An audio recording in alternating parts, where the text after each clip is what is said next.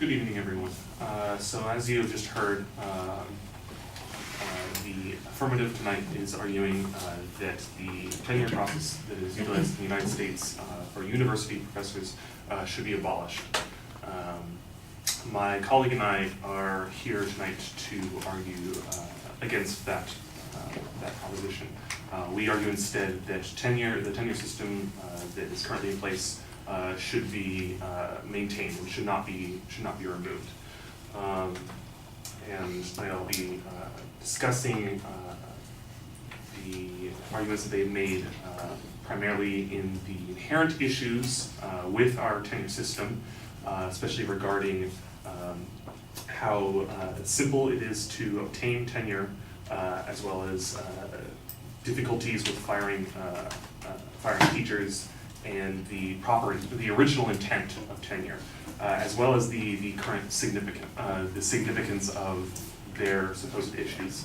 I will submit that their solvency is pretty much spot on. Removing tenure wouldn't necessarily be an issue, though in some cases it could cost schools money and time to implement.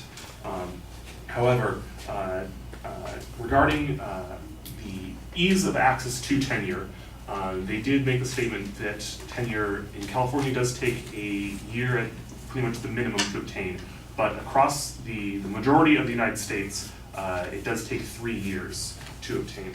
And one thing that has been found in studies is that according to Dana Fenster and her study done at Duke University in North Carolina, is that ultimately I find that there's a significant jump in average teacher quality at the tenure cutoff, suggesting that tenure policy is effective in retaining high quality teachers, as well as removing those who are ineffective. So what she has found in a study in North Carolina is that as teachers progress teaching at the same institution for several years, their quality is maintained and increased as they teach. And teachers that do not meet certain qualifications are simply not accepted to receive tenure and can ultimately be fired much easier, making it so that the level of quality of teachers in those institutions is much higher thanks to tenure.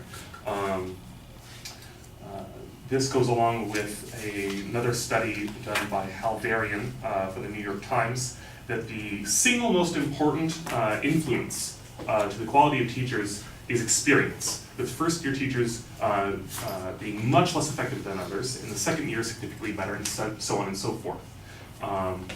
So we can see that given time, teachers of average quality or higher can even improve or maintain their quality, and this can be protected thanks to tenure. One of the main arguments made by the affirmative is that there is no universal guidelines for tenure in the United States, which is true. There is no uniform standard for receiving tenure in the United States. But in regards to the original intent of tenure is designed to promote, especially with its later on implementations in the 1900s, to promote the freedom of speech of teachers working in their institutions. And if you compare our current system to that of, say, Germany or Canada, which Germany in particular being the prime source of influence for our implementation of tenure,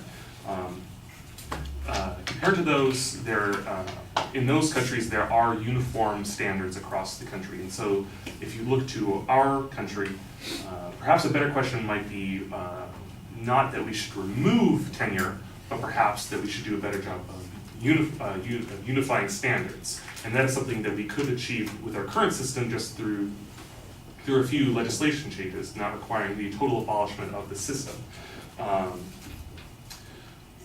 Another thing in regards to the dropping of quality in teachers is that there are a multitude of reasons involving reduced quality in teachers in a variety of areas.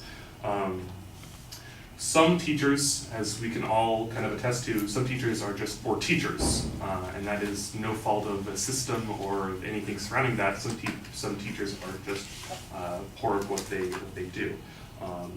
And we have seen through previous evidence that poor teachers are less likely to make it past the kind of tenure barrier.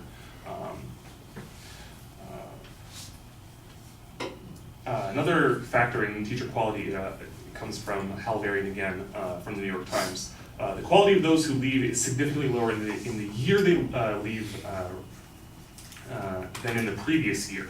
Perhaps the teachers have a particularly bad year, which pushes them over the edge in terms of the decision to leave, or they have decided to leave. They may slack off in effort. So again, there are multiple factors, and pointing them all to tenure might not necessarily be the correct decision there. In regards to the difficulties of firing teachers,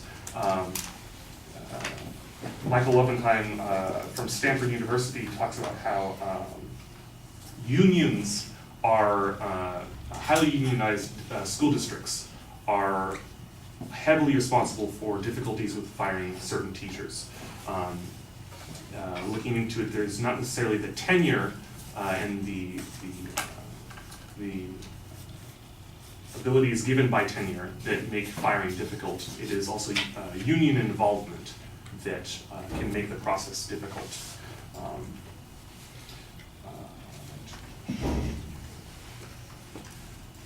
And in regards to also looking at firing teachers, tenure can be taken away. That is a very legitimate thing. For example, take the case of Louis Wozniak, who lost tenure for simply having ill relations with other teachers that then retired later on, and he continued to teach in his career, and he simply had his tenure removed solely for that point. So there are a multitude of factors that are not addressed by the affirmative, and a multitude of blame is placed on tenure inappropriately.